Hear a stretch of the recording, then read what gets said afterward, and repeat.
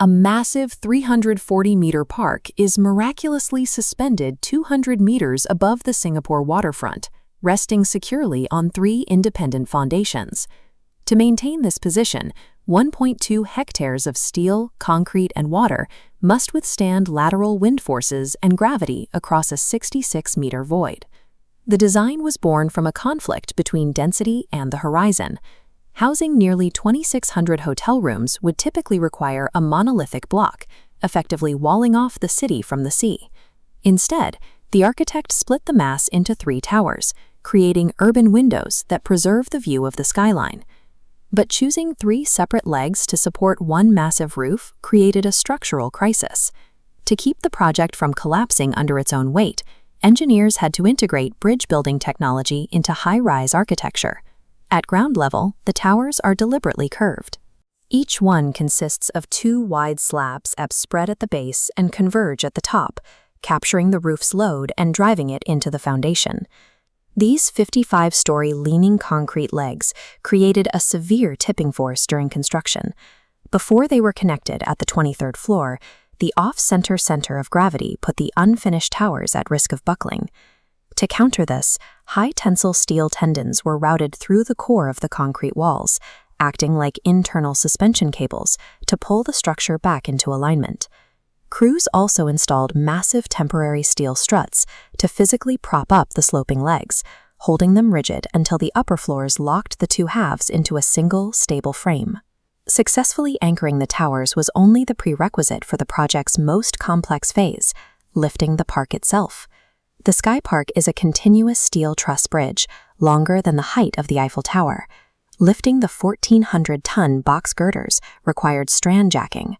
Strand jacking is a heavy lifting process where hydraulic jacks haul structural elements upward using bundles of steel cables. These jacks pulled the steel 200 meters into the air over 16 hours. Once the bridge was installed, it faced an invisible environmental threat.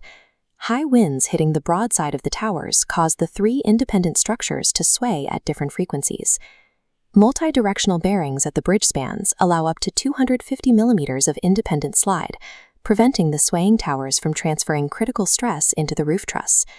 The structure remains stable specifically because it is engineered to yield to environmental forces rather than resist them.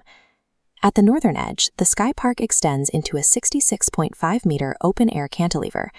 This overhang is susceptible to low-frequency resonant vibrations, where synchronized movement, like a dancing crowd, could cause the steel to bounce.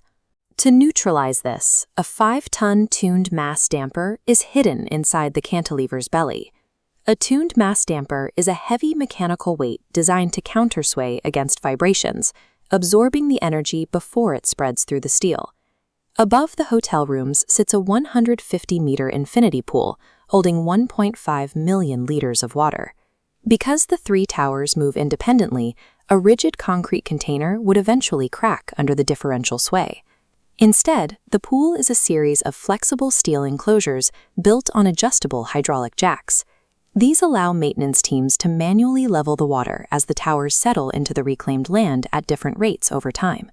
This network of sliding bearings, dampers, and jacks operates entirely out of sight, ensuring the pool's edge remains perfectly still, while the towers beneath it are in constant motion.